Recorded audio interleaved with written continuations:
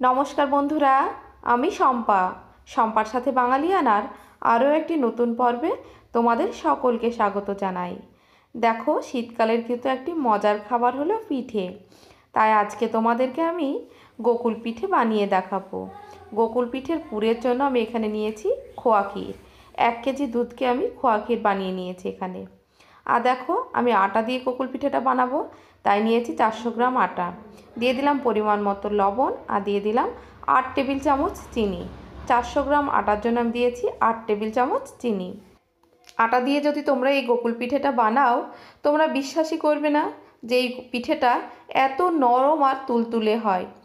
তাই আমি আজকে আটা দিয়ে গোকুল পিঠেটা বানাচ্ছি। লবণ আর চিনি দেবার পরে ভালো করে আটার সাথে মিশিয়ে নিয়েছি। এবারে দিয়ে দিচ্ছি জল। অল্প অল্প জল দিয়ে কিন্তু আটার ব্যাটারটা বানাতে হবে, তাহলে কিন্তু আটাটা দলা পাকিয়ে যাবে না, খুবই সুন্দরভাবে ব্যাটারটা বানানো যাবে। সেই জন্য অল্প অল্প জল দিয়েই সবসময় ব্যাটারটা বানাবে।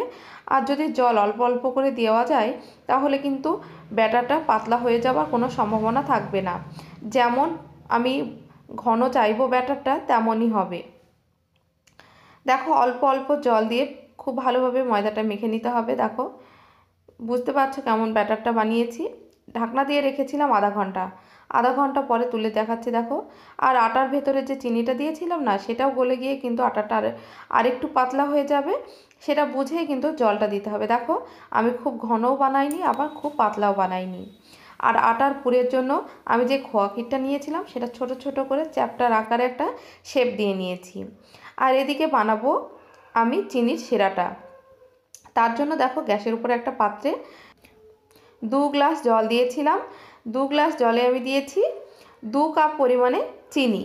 জল আর চিনিটাকে এবার ফুটতে দেব। যখন চিনিটা ফুটে যাবে জলের সাথে, তখন দিয়ে দেবো 3টে এলাচ। আমি এখানে এলাচগুলো ফাটিয়ে দিয়ে দিয়েছি। 4 মিনিট আমি জলটাকে ফুটিয়ে নিয়েছি। চিনির শিরাটা একদম রেডি হয়ে গেছে। এবার একটা ঢাকনা দিয়ে রেখে দেব। আর গোকুল পিঠাটা বানানোর জন্য গ্যাসে একটা কড়াই দিয়ে দিয়েছি রিফাইন্ড অয়েল। তেলটা গরম হয়ে গেছে। আমি তারপরে দেখো, আটার ব্যাটারের মধ্যে যে খোয়া ক্ষীরটা নিয়েছিলাম, সেই খোয়া ক্ষীরগুলো দিয়ে ডুবিয়ে নেব। তারপরে একে একে তেলের মধ্যে দিয়ে দেব। যখন আমি তেলটাকে গরম করেছিলাম, হাই ফ্লেমে গরম করেছিলাম, যখন আমি পিঠেগুলো তেলের ভেতরে দিচ্ছি, তখন কিন্তু গ্যাসের ফ্লেমটা মিডিয়ামে রেখেছি। পিঠেগুলো দেওয়া হয়ে গেলে তেলে যতগুলো পিঠে ধরবে সেই অনুযায়ী দিতে হবে। পিঠেগুলো দেওয়া হয়ে গেলে উল্টে পাল্টে খুব ভালোভাবে ভেজে নিতে হবে। যখন পিঠেগুলো সোনালি রঙের হয়ে আসবে, তখন পিঠেগুলো তুলে নিতে হবে। দেখো, পিঠেগুলো খুব ভালোভাবে ফুলে গেছে। আবার পিঠেগুলো রঙটাও কিন্তু একদম সোনালি রঙের হয়ে এসেছে। এই অবস্থায় পিঠেগুলো তুলে একটা বাটিতে রেখে দিলাম। আর তোমাদের আরও একবার পিঠেগুলো তেলের ভেতরে দিয়ে আমি দেখিয়ে দিচ্ছি পিঠেগুলো কিভাবে বানাতে হবে। তার জন্য যে খোয়া ক্ষীরের আমি পুরটা নিয়েছিলাম, সেই চ্যাপ্টা করে রাখা খোয়া ক্ষীরগুলো আটার ভেতরে দিয়ে ডুবিয়ে নিয়ে তেলের ভেতরে দিয়ে দিতে হবে। তাহলে কিন্তু পিঠেগুলো তৈরি হয়ে যাবে। দেখতেই পেলে পিঠেগুলো আমি কিভাবে বানালাম। এই রকমভাবে দিয়ে উল্টে পাল্টে কিন্তু গ্যাসের ফ্লেমটা মিডিয়ামে রেখে পিঠেগুলো ভেজে নিতে হবে। এবারে দেখো, আমি যে পিঠেগুলো আগে ভেজে নিয়েছিলাম, সেই পিঠেগুলো চিনির শিরার মধ্যে দিয়ে দিলাম।